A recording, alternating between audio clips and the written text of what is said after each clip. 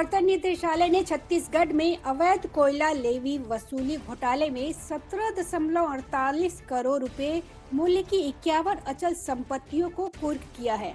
प्रवर्तन निदेशालय छत्तीसगढ़ के मुख्यमंत्री भूपेश बघेल की पूर्व उप सचिव सौम्या चौरसिया सहित 8 लोगों के खिलाफ मनी लॉन्ड्रिंग एक्ट की विशेष रोकथाम अदालत के समक्ष चार्जशीट दायर की। जांच एजेंसी ने कहा कि चौरसिया सीएम कार्यालय में तैनात एक अधिकारी है और विभिन्न राजनेताओं के बहुत करीबी माने जाते हैं और बहुत प्रभावशाली व्यक्ति है। मुख्यमंत्री कार्यालय और राज्य की नौकरशाही के राजनीतिक अधिकारियों और अन्य वरिष्ठ पदाधिकारियों की भूमिका का पता लगाने की आवश्यकता है और उनसे इस जबरन वसूली रैकेट में उनकी भूमिका और संलिप्तता के बारे में पूछताछ की जानी चाहिए। सूर्यकांत तिवारी के टाल मटोल वाले जवाबों की वजह से जबरन वसूली की गई लेवी अभी भी रहस्य के घेरे में है। 7 अन्य आरोपी में सौम्या चौरसिया का भाई अनुराग चौरसिया, घोटाले के कथित किंग पिन सूर्यकांत तिवारी के भाई रजनीकांत तिवारी, उनकी मां कैलाश तिवारी, खनन अधिकारी एसएस नाग और संदीप कुमार नायक और एक राजेश चौधरी है। पिछले साल 2 दिसंबर को जब सौम्या चौरसिया को गिरफ्तार किया गया था, तब सौम्या चौरसिया बघेल के उप सचिव के पद पर तैनात थी।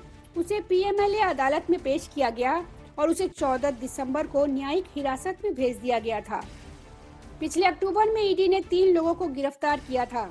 छत्तीसगढ़ की आईएएस अधिकारी समीर बिश्नोई, इंद्रमणि समूह के व्यवसायी सुनील अग्रवाल और एक लक्ष्मीकांत तिवारी। ईडी के अनुसार वरिष्ठ नौकरशाहों, व्यापारियों, राजनेताओं और बिचौलियों से जुड़े एक कार्टेल कथित तौर पर छत्तीसगढ़ में कोयले की ढुलाई के लिए 25 रुपये प्रति टन की उगाही कर रहे थे। ईडी ने आरोप लगाया कि अपराध की आय का इस्तेमाल बेनामी संपत्तियों में निवेश करने, वरिष्ठ अधिकारियों को प्रभावित करने के लिए अधिकारियों को रिश्वत देने और राज्य के राजनीतिक अधिकारियों द्वारा या उनकी ओर से उपयोग के लिए किया जा रहा था।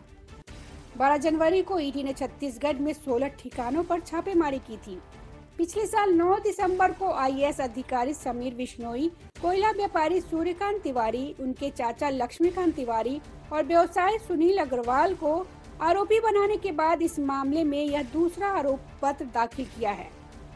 ईडी ने कोयला लेवी मामले में कथित मनी लॉन्ड्रिंग के सिलसिले में लगभग 17.48 करोड़ रुपए की 51 अचल संपत्तियों को कुर्क किया है। ईडी ने कहा कि कुर्क की गई 51 संपत्तियों में से 7.57 करोड़ रुपए की 8 बेनामी अचल संपत्तियां चौरसिया के स्वामित्व में है और अन्य 43 बेनामी संपत्तियों पर कथित घोटाले के सरगना सूर्यकांत तिवारी का नियंत्रण है। ईडी की जांच ने स्थापित किया है कि इस जबरन वसूली रैकेट में 540 करोड़ रुपए के अपराध की आय अर्जित की गई थी। मनी लॉन्ड्रिंग जांच के संबंध में ईडी ने पिछले साल 9 दिसंबर को एक अंतरिम कुर्की आदेश जारी किया था, जिसमें आईएएस अधिकारी समीर बिश्नोई, चौरसिया, सुनील कुमार अग्रवाल और अन्य की 152.31 करोड़ रुपए की संपत्ति कुर्क की गई थी। कुल मिलाकर ईडी ने अब तक करीब 170 करोड़ रुपए की संपत्ति कुर्क की है। Bureau report, public news.